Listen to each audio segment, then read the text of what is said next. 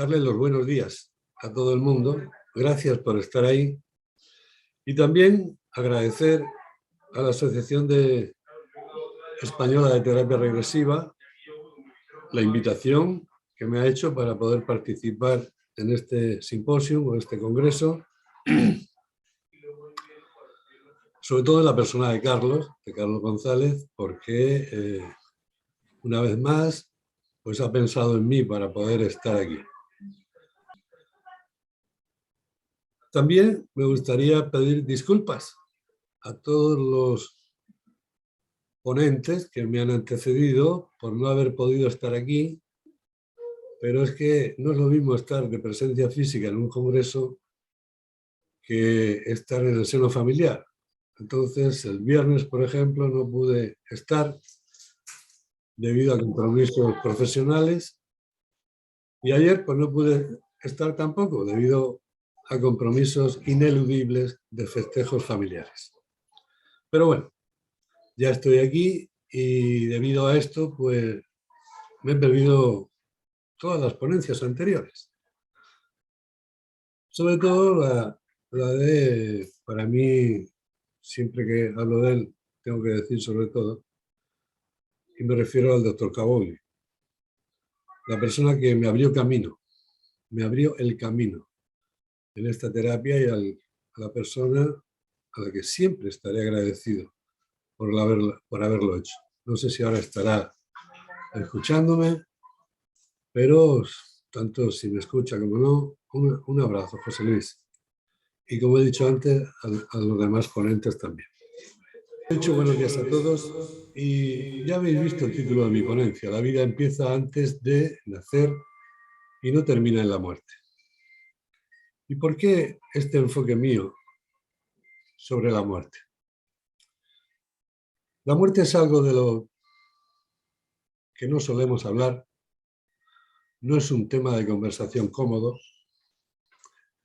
y no es un tema de conversación cómodo porque nos hace despertar los miedos.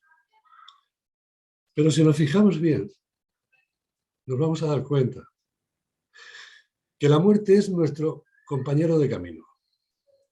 La muerte se coloca junto a nosotros, fijaros bien, en el momento de la concepción. Desde el momento de la concepción, ella va con nosotros. Cuando nacemos, pues, resulta que se añade otro compañero de camino. Y ese compañero de camino es el miedo. A lo largo de los años, vamos creciendo, nos vamos desarrollando y vamos percibiendo que vamos eliminando miedos. Y nos damos cuenta, a poco que nos fijemos, nos podemos dar cuenta de que el tratamiento que hemos aplicado a nuestros miedos es el conocimiento. Y es así. Cuando adquirimos el conocimiento, perdemos los miedos, porque siempre tenemos miedo a lo que no conocemos. Lógicamente, la muerte no va a ser una excepción.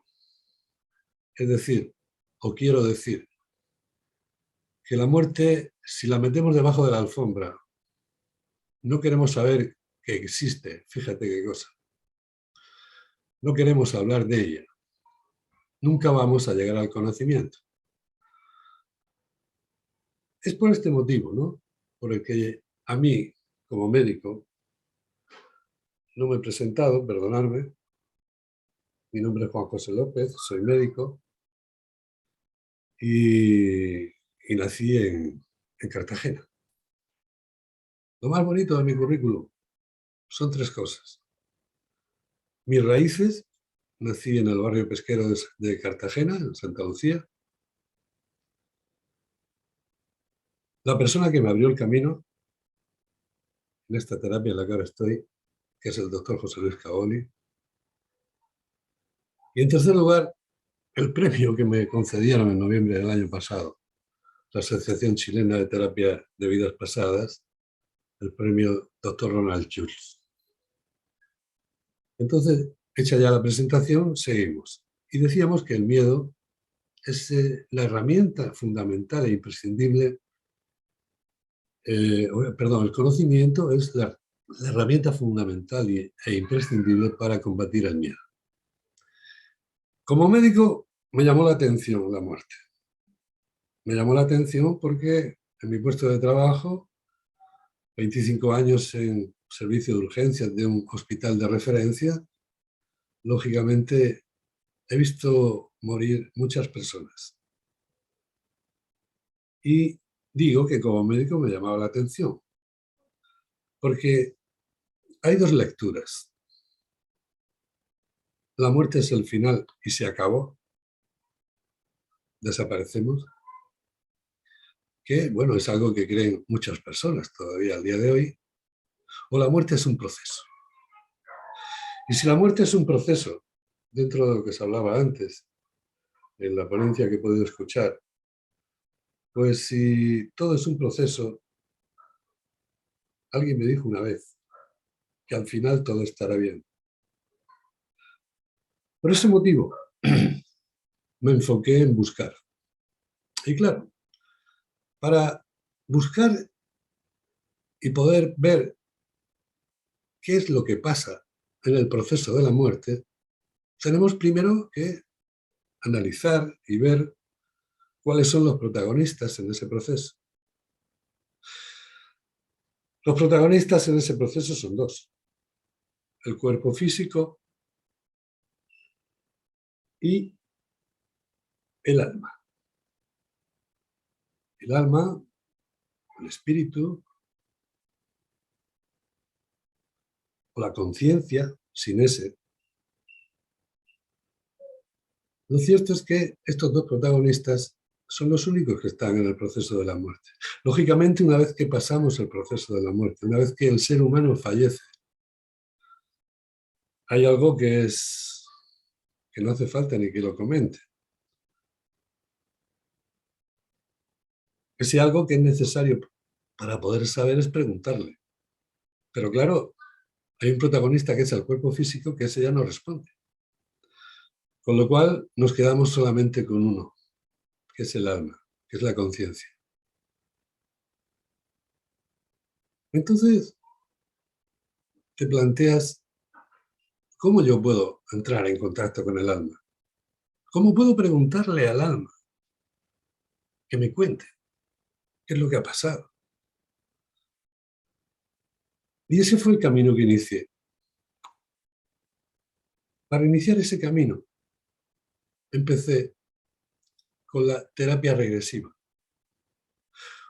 o mal llamada terapia regresiva, puesto que en realidad no es terapia, ya que lo único que haces como terapeuta es observar y acompañar la experiencia del alma del paciente que tienes delante. Y por otro lado, no es regresiva. No es regresiva porque todo, absolutamente todo, está en el eterno presente del alma. Absolutamente todo. Porque saben una cosa, cuando hablamos de vidas pasadas, lógicamente, con nuestra mente, con nuestro cerebro analítico y racional, pensamos que esa vida pasada está todavía allí sin resolver. Y no está allí, está aquí. Y está en el alma. Entonces, como digo, por ese motivo, no es regresiva. El paciente no va a ningún sitio.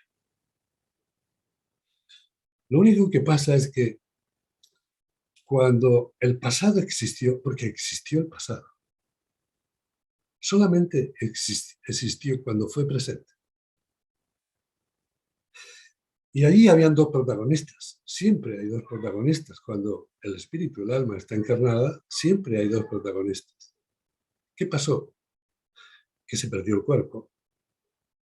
Y todos los disturbios emocionales derivados de esa experiencia inconclusa se los llevó el alma.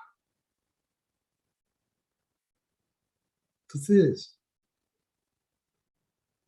¿el alma dónde los tiene? Porque el alma está aquí, en el cuerpo actual, en este cuerpo de ahora. Y los lleva con ella, pero los lleva latentes, es decir, inactivos. ¿Qué es lo que pasa? Pues pasa que cuando estando aquí, en este cuerpo, vivimos experiencias o sucesos similares a los que en su origen provocaron ese disturbio emocional, pues resulta que se activa.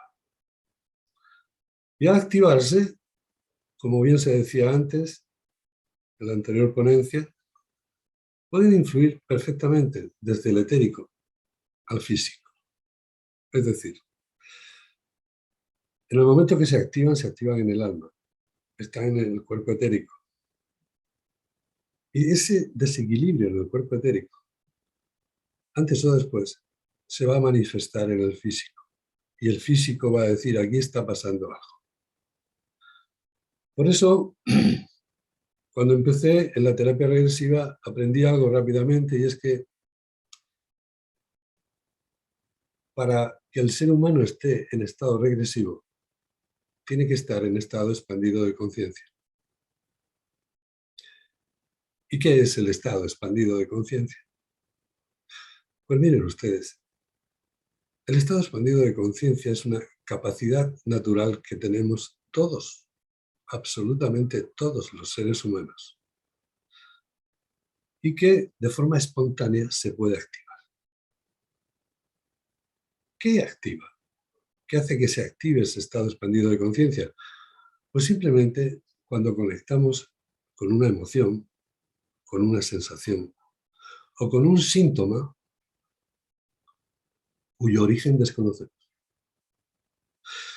A partir de ese momento, el ser humano está en estado expandido de conciencia.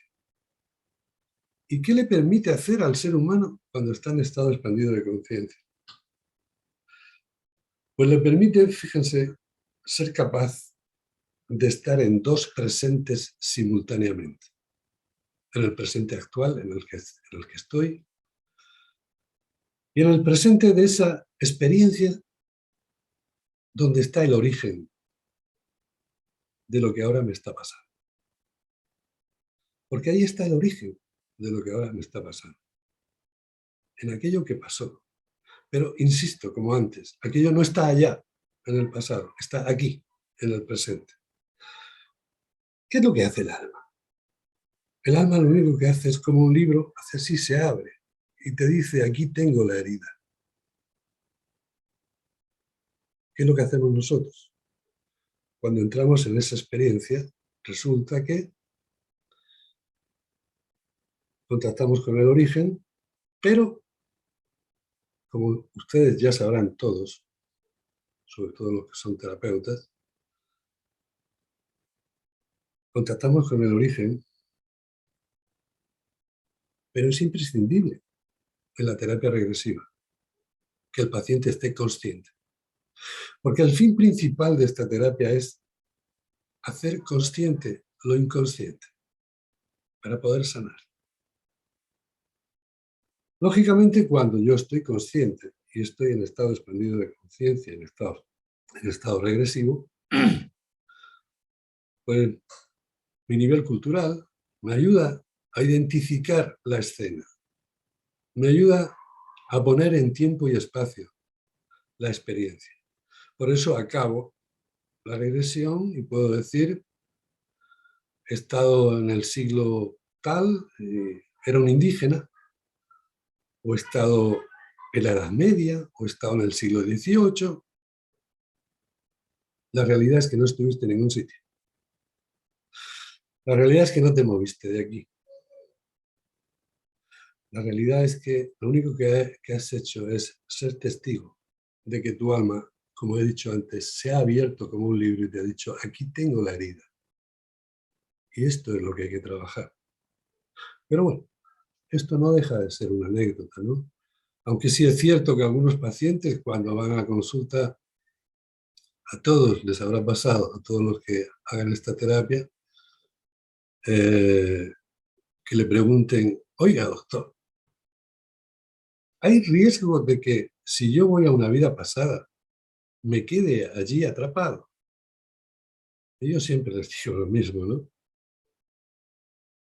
No te vas a mover del sofá.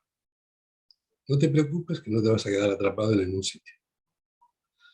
Porque para entender esto, lo que estoy diciendo ahora, para entender esta terapia, hay algo que para mí es fundamental y es que tenemos que entender que no hay tiempo, que no hay espacio, que no hay distancia. Y solo así podremos entender esto. Mientras no lo hagamos, pues siempre vamos a estar con los problemas semánticos, ¿no? Pero para concluir, decirles que hacer una regresión o acompañar al terapeuta, acompañar al paciente que está en regresión. Lo que hace el paciente en regresión es como buscar en un baúl. Algunos de ustedes tendrán algún baúl en casa, nada más grande, y además lleno de todo.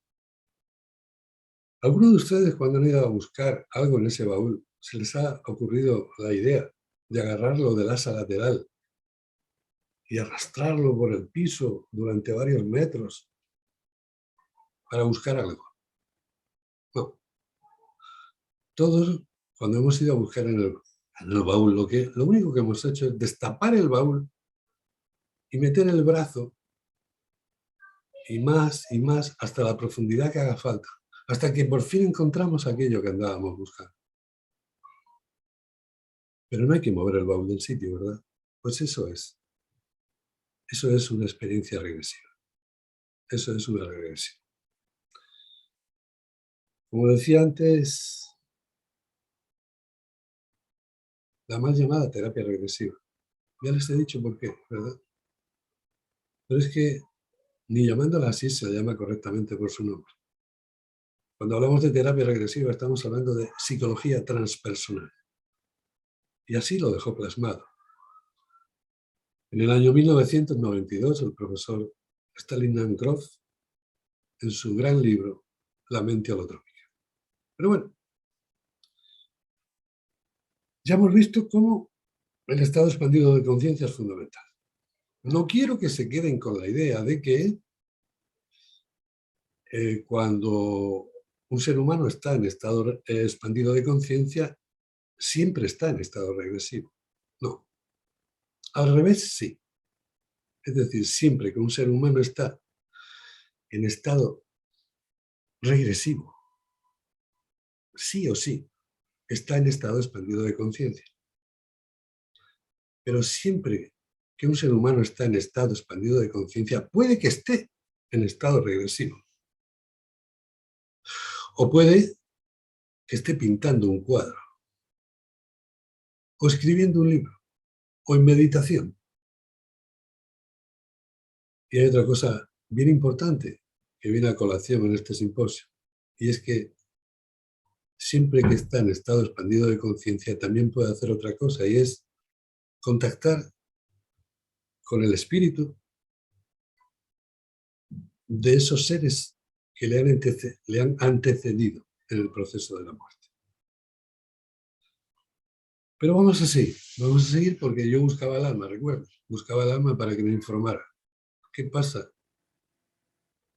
¿Qué pasa en el proceso de la muerte? Es que me detengo porque a veces me salen en pantalla preguntas y soy incapaz de contestar, de leer y seguir hablando. Ya saben, soy hombre. Y dicen que los hombres, dicen las malas lenguas, que los hombres no somos capaces de hacer dos cosas a la vez. Así que voy a dejar de mirar esto. Sí. Como decía, la muerte me hizo pensar, me hizo decidir que tenía que buscar al alma. Entonces, por el primer camino que encontré al alma para que me pudiera contar qué es lo que sucede en el proceso de la muerte, fue a través de esta terapia. A través de esta terapia, como todos ustedes saben, cuando el paciente está en una experiencia a la que identifica como experiencia en vida pasada, nunca nunca hay que o dar por terminada la sesión sin haber trabajado primeramente la muerte de esa vida pasada. Porque la muerte es el último acto de vida. Y hacer una sesión de vida pasada sin trabajar la muerte es como no ponerle el lazo al paquete. Y al paquete hay que ponerle el lazo. Porque en el momento de la muerte es uno de los más interesantes de esta terapia. Por varios motivos. El primero fue que como médico pude comprobar que personas que no son sanitarias, que no tienen conocimiento sanitario, cuando reviven el proceso de la muerte, son capaces de describir los síntomas de ese tipo de muerte. Porque como todos ustedes saben, pues cada muerte tiene unos síntomas diferentes. Y me llamó la atención cómo eran capaces de describirte paso a paso cada uno de los síntomas que se sufren en cada tipo de muerte. Lo segundo que me llamó poderosamente la atención es que el 100% de los pacientes que tienen esta experiencia, el 100%, te dicen, estoy viendo mi cuerpo. Lo siguiente que me llamó la atención con esta terapia es que el 100% de los pacientes, en un momento determinado, a veces inmediato, a veces se retarda un poco, al final te dicen, estoy viendo la luz, o estoy viendo una luz. Y estoy viendo seres de luz, insisto, el 100%. El 100% de los pacientes, cuando empiezan a partir de la luz, intentan describirte qué es la luz, qué es lo que está pasando, se encuentran con un problema. Y es el problema de la inefabilidad. ¿Sí? El problema de la inefabilidad es, como ustedes sabrán, la dificultad para encontrar las palabras adecuadas para poder describir lo que estoy viendo, lo que estoy sintiendo y lo que estoy experimentando. Lógicamente, por mucho que le insistes, yo como terapeuta, te insisto, te digo, pero descríbeme un poquito más. En la medida de lo posible, dime un poquito más qué es la luz, qué está pasando ahí. Pues hay algunos que se expresan un poquito más, hay otros que te describen algo más, pero ninguno te describe al 100%. Ahí están los grandes trabajos del doctor Michael Newton, con los pacientes como describen bastante lo que es la luz, pero insisto, nunca te describen al 100% todo, por el problema de la inefabilidad.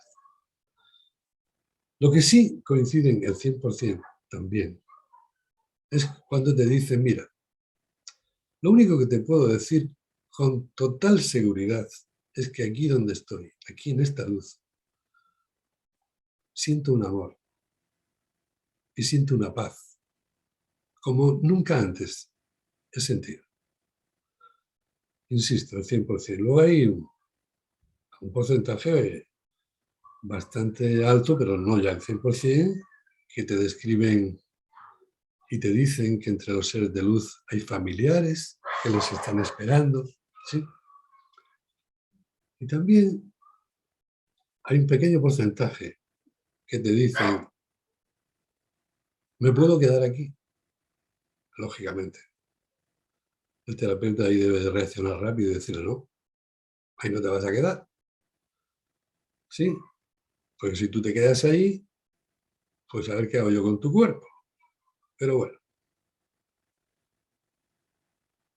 lo que me llama la atención es el gran porcentaje de coincidencia.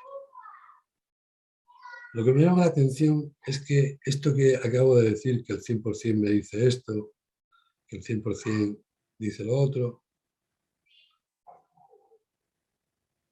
en estos comentarios no influye la creencia religiosa. En estos comentarios que hacen no influye para nada el nivel sociocultural, en estos comentarios no influye para nada si han leído sobre esto, si han leído sobre lo otro. Pero sobre todo, lo que he dicho al principio, no influye la creencia religiosa.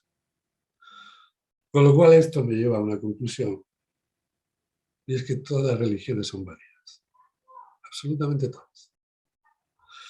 Lo único que tenemos que hacer es, una vez que eliges el camino, una vez que eliges la religión que tú quieres profesar, seguirlo al 100%, comprometerte al 100%, porque saben una cosa, todos los caminos, absolutamente todos, nos llevan al mismo sitio. Porque al final te das cuenta que en estado regresivo, aparte de que se solucionan muchos problemas, ¿no? Porque como he dicho antes, te conectas y te conectas estando en estado expandido de conciencia con una sensación, con una emoción o con un síntoma físico que te va a ayudar de forma espontánea a entrar en la experiencia. Por eso, si alguien me pregunta a estas alturas, ¿qué es la terapia regresiva? Pues mire, la terapia regresiva es simplemente una necesidad. Una necesidad que surge como consecuencia de que el ser humano, de forma espontánea, es capaz de entrar en estado expandido de conciencia y en estado regresivo, simplemente al conectar con una emoción, con una sensación o con un síntoma cuyo origen desconoce. En esa situación, ¿qué le hace falta a ese ser humano? Alguien que entienda la situación en la que está. Alguien que se dé cuenta que está en regresión. Y por supuesto le hace falta alguien debidamente preparado para saberlo acompañar. Porque lo que se va a desarrollar ahí es una experiencia de lado. Y eso, para mí, sin connotaciones religiosas, el único calificativo que le encuentro es que para mí es sagrado. Y por ese motivo es tan serio para mí, ¿sí? Entonces, insisto, esa sería la definición de terapia regresiva. Bueno, ¿qué pasa cuando cumples el fin de la terapia regresiva? Pues cuando cumples el fin de la terapia regresiva, como he dicho antes, es hacer consciente lo inconsciente a nivel físico, a nivel emocional y a nivel mental. Bueno, una vez que lo haces, tiene que venir la sanación. Insisto, ¿se pueden sanar cosas con esta terapia? Pues sí, está visto que se pueden sanar. ¿Esta terapia es la panacea? No, para nada. Esta terapia no es la panacea, es simplemente una herramienta más dentro del arsenal terapéutico, que sirve para lo que sirve. Que hay cosas que solamente la vas a solucionar con terapia regresiva, también es cierto, por supuesto. Pero hay algo por encima de todo esto. Para mí, lo más importante que nos aporta la experiencia regresiva es lo que el ser humano descubre cuando está en experiencia regresiva, cuando está en estado regresivo. ¿Y a qué me refiero? Me refiero a que descubre 4 cosas. La primera es que somos seres espirituales viviendo experiencias en cuerpo físico. La segunda es que, como tales seres espirituales, tenemos una capacidad de amar infinita. La tercera es que tenemos una capacidad de perdonar infinita. Y en cuarto lugar, podemos descubrir en estado regresivo que la muerte no es el final. Y me gusta más enunciarlo así, ¿no? La muerte no es el final. A veces yo mismo he dicho, la muerte no existe. Oh, sí, sí, la muerte existe. Claro que existe. Pero no es el final. Y digo que existe porque, aunque tengamos muy claro este conocimiento, aunque tengamos muy claro que después de la muerte seguimos vivos, hay algo que es ineludible, que es que la pérdida material. Y ahí tenemos los numerosos ejemplos, las numerosas vivencias, ¿no? Las personas que nos quedamos aquí después de la partida de un ser querido, pues aunque sepamos que lo único que ha hecho es volver a casa, lo único que ha hecho es nacer al mundo espiritual, la pérdida material es la que provoca en nosotros y nos lleva de forma ineludible al camino del duelo, al camino de esa pérdida material. Duelo que a veces se prolonga en algunas personas hasta que desencarna. ¿Se imagina? Toda esta encarnación sufriendo por esa pérdida. Para al final desencarnar tú también y darte cuenta y decir, oh, ¿cómo es esto? A mí me gustaría decirles ahora que nadie muere en soledad. Debido a los tiempos que acabamos de vivir, estos 2 años, bueno, 2 años y medio ya, han habido muchas situaciones, han habido muchas personas que han pasado por experiencias muy traumáticas, debido al aislamiento de los enfermos. Han habido muchas personas que no han podido estar junto a su ser querido en el momento de la muerte.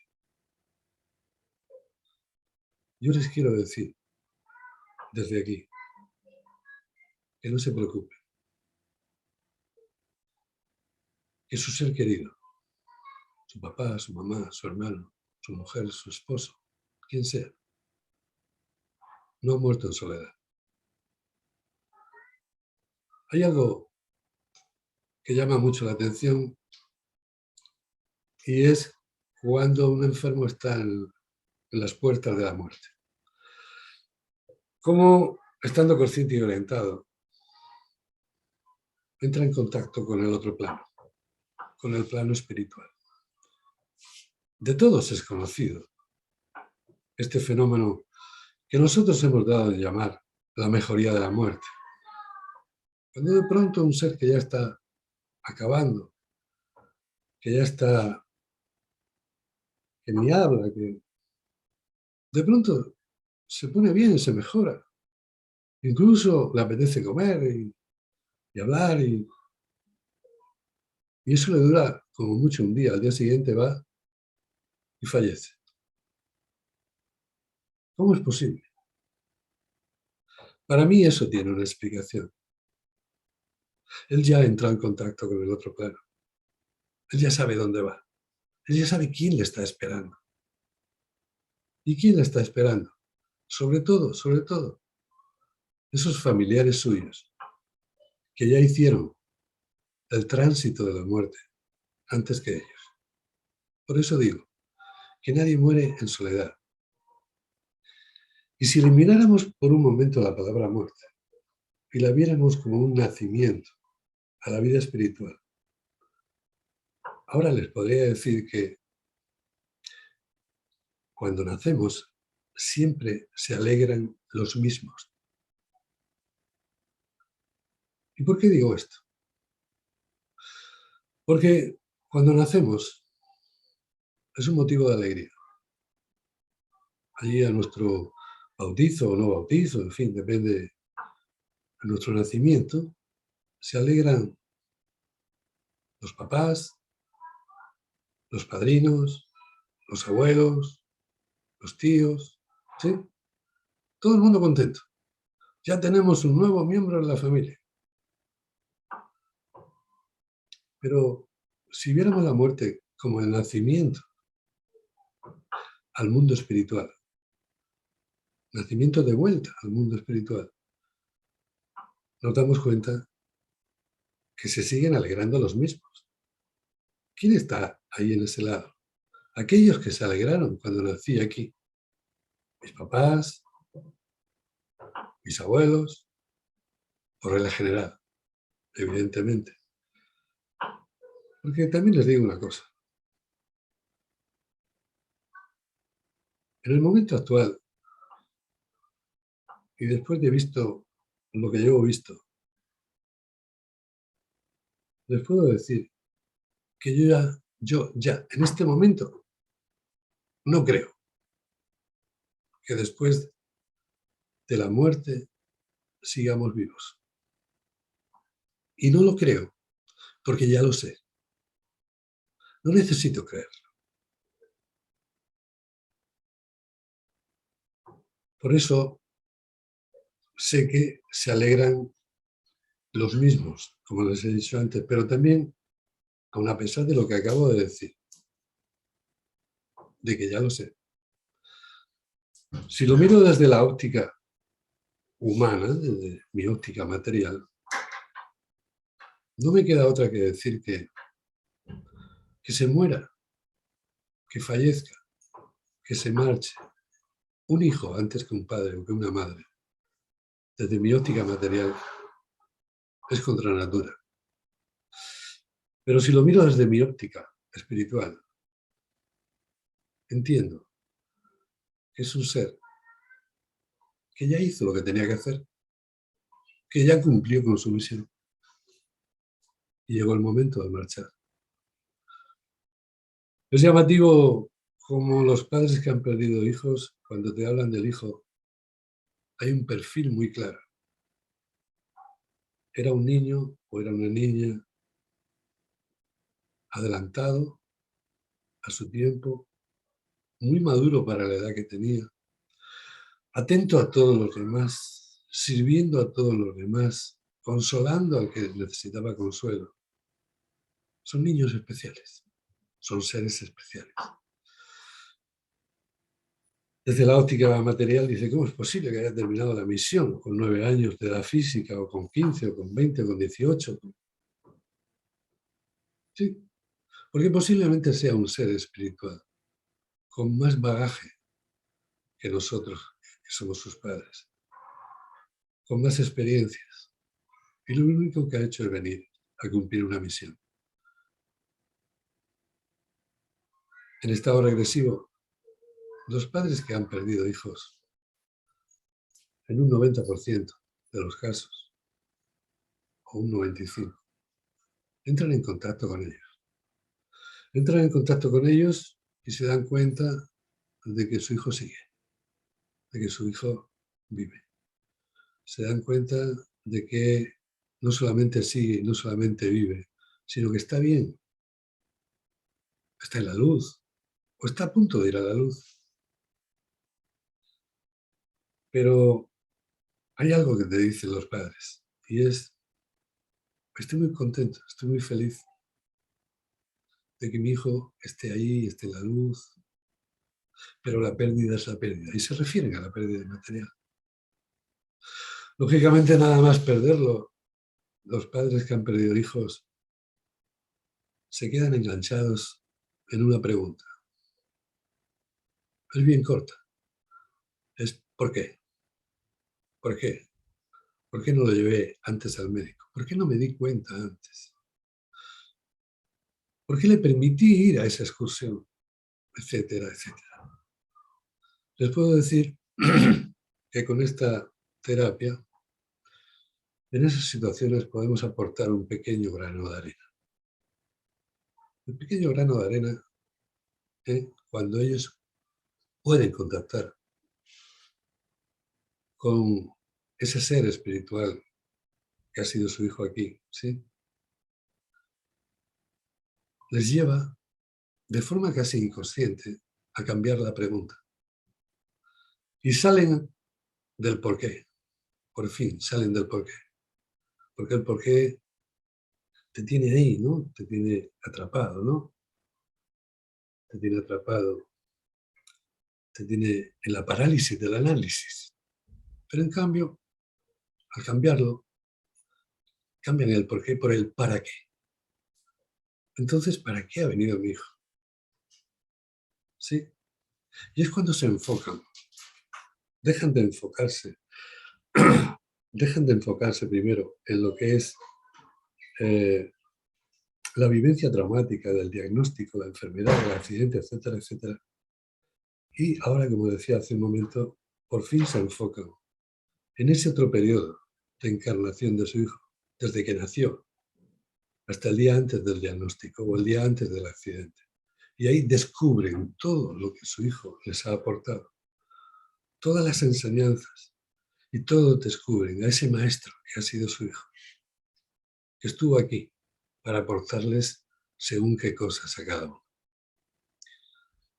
Bueno, es un tema el de los padres que han perdido hijos que me apasiona dentro de esta terapia y con el que aprendí algo rápidamente. ¿Saben qué?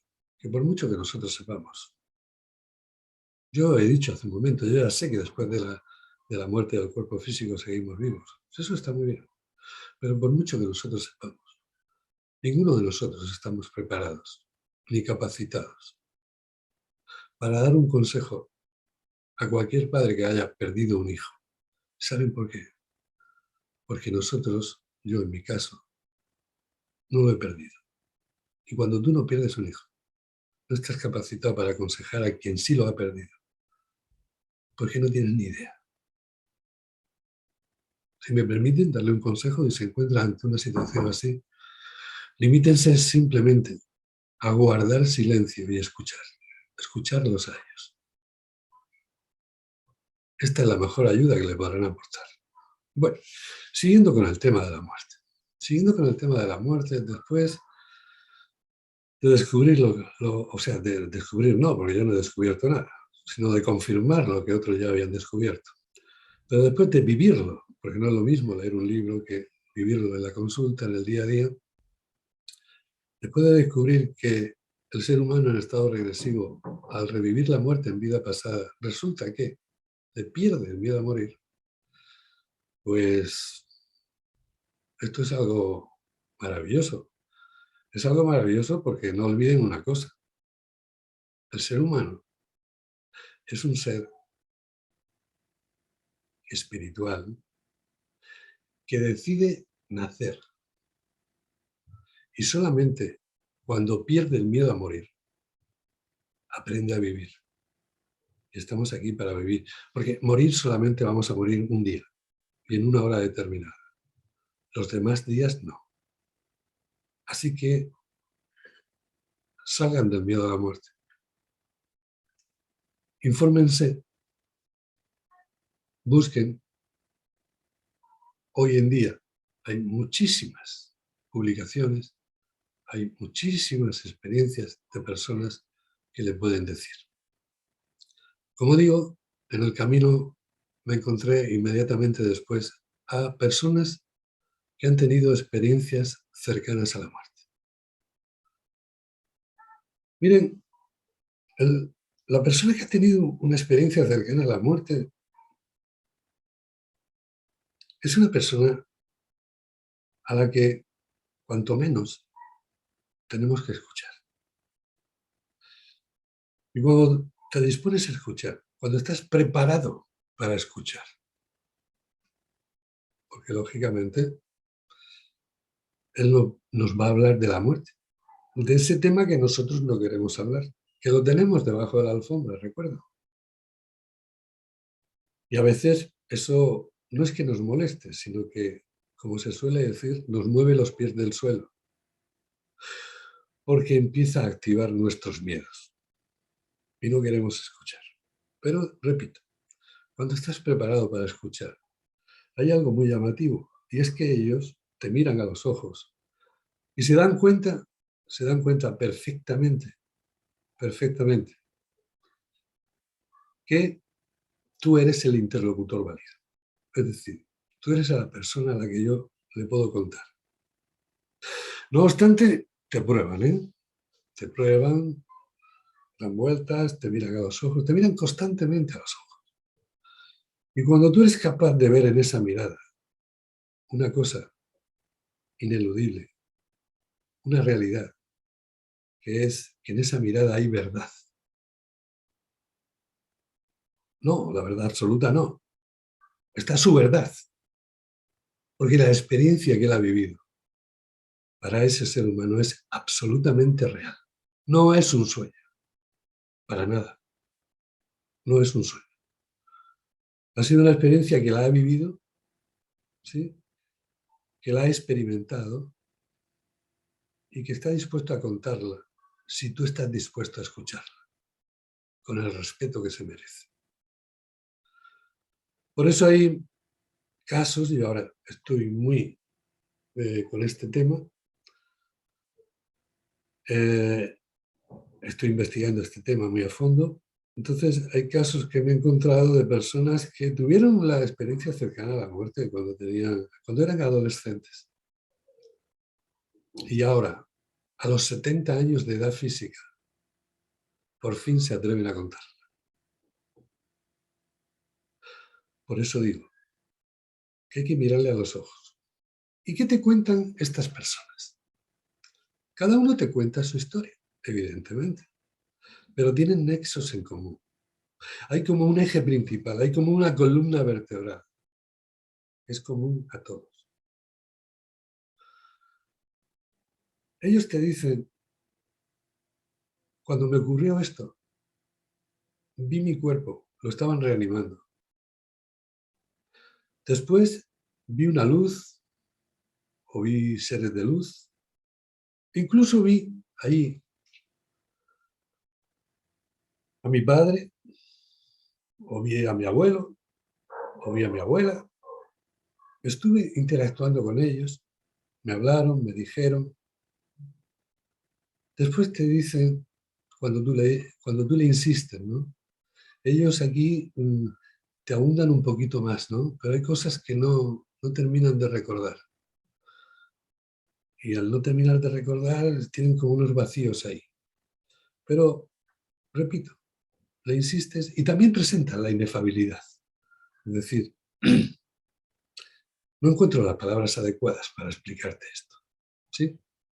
Yo la mejor definición de inefabilidad que he leído, se la leí al doctor Eben Alexander en su libro La prueba del cielo, en la que define inefabilidad como el intento de escribir una novela utilizando solamente la mitad del abecedario.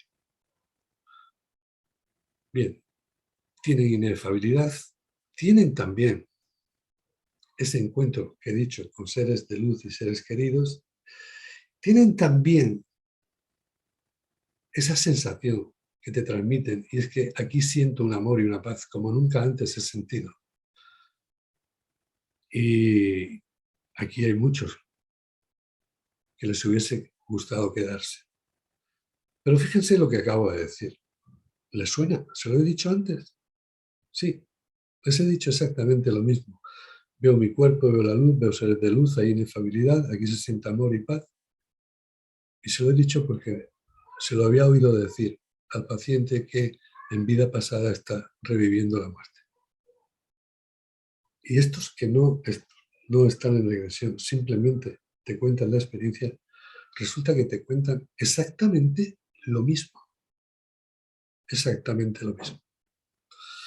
Como digo, las personas que han tenido experiencias cercanas a la muerte, la gran mayoría se quieren quedar. Hay una minoría que deciden volver. Una minoría. Entre esa minoría me encuentro yo, cuando tuve mi ECM en el año 2017 y decidí volver.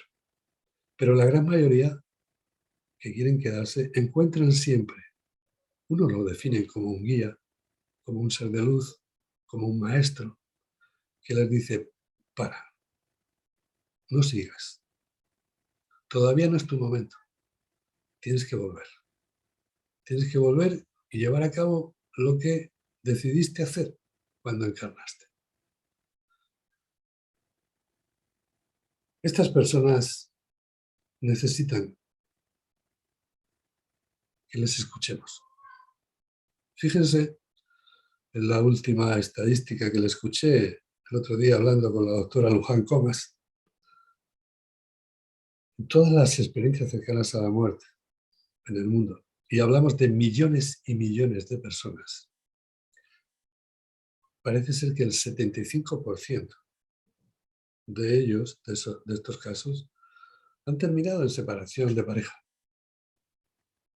Lógicamente, cuando ellos vuelven de su experiencia, la vida ya no es lo mismo.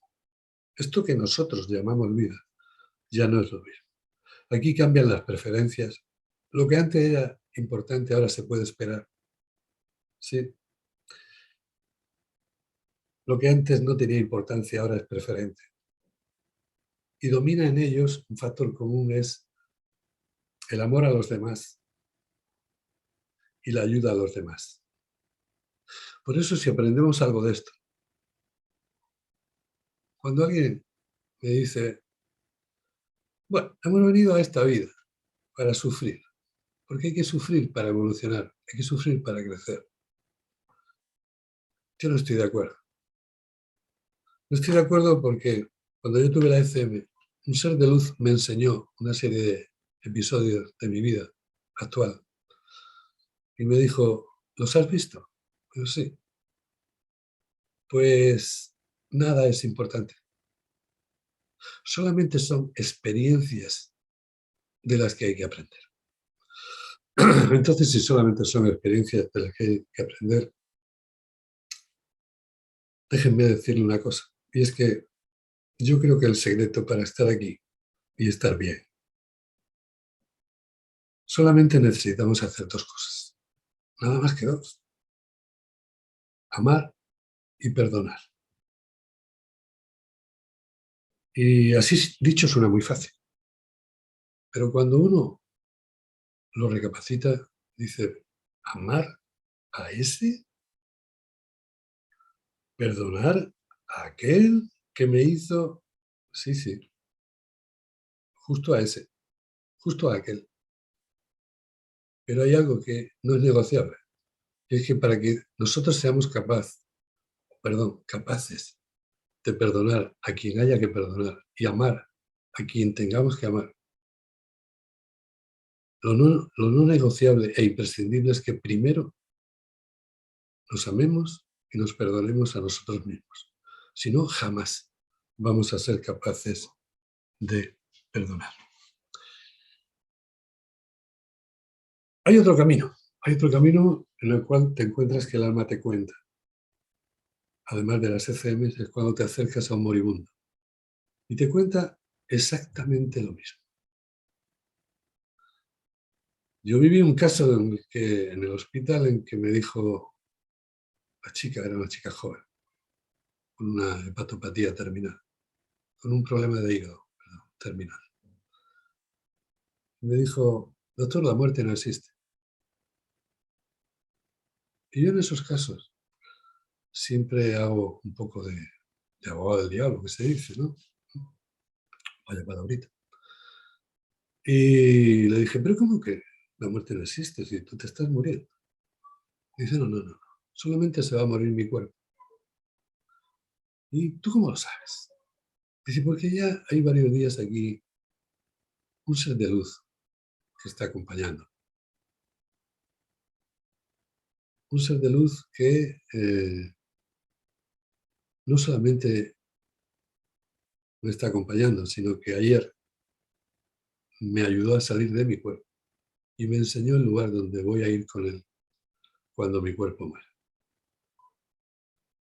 Ahí tenemos otra tercera vía, poder hablar con el moribundo. Lo que pasa es que cuando hay un moribundo nos cuesta trabajo acercarnos porque no sabemos qué decirle.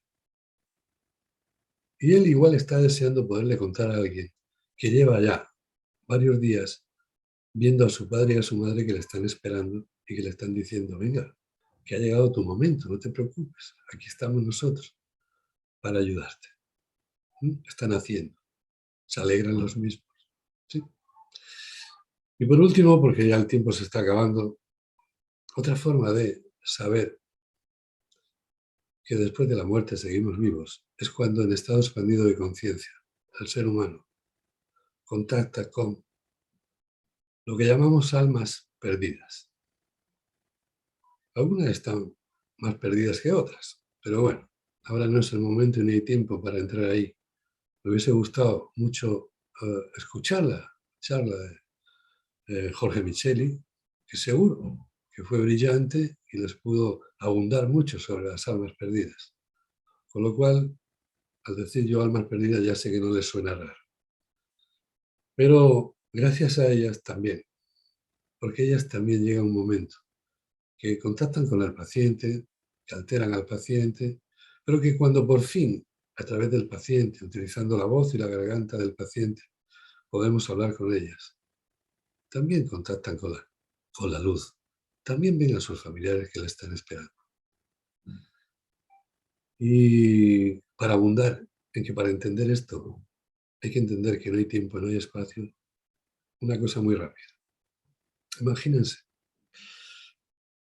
un paciente que está en regresión y tiene una experiencia que para él, que está consciente, está sucediendo en la Edad Media. Entonces, cuando revive la muerte en esa experiencia y va a la luz, sorpresivamente te dice, oh, está aquí mi abuelo Pedro.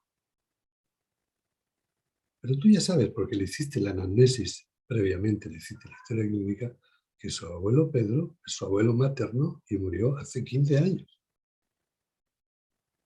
Lógicamente, si lo miras desde aquí, dices, bueno, pero ¿cómo es posible?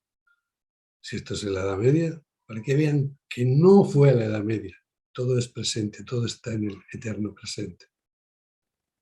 Y aunque él reviva la muerte de esa Edad Media, de esa experiencia en la Edad Media, al llegar a la luz, en el eterno presente del alma, ahí está todo. Y ahí está también el abuelo Pedro. Claro, que te está esperando. ¿Sí? Creo que el tiempo ya se me ha cumplido, porque Carlos tiene que estar a punto de decir, Juanjo, que te has quedado sin tiempo. Pero yo he sido más listo esta vez y de frente me he puesto un reloj enorme. Entonces sé que acabo de cumplir los 60 minutos. Agradecerles a ustedes la atención que han prestado y nada más, que sepan que esta vida en la que estamos, en la que hemos decidido venir, es más fácil de lo que parece. Solamente recuerden, hay que hacer dos cosas, amar y perdonar. Que Dios les bendiga.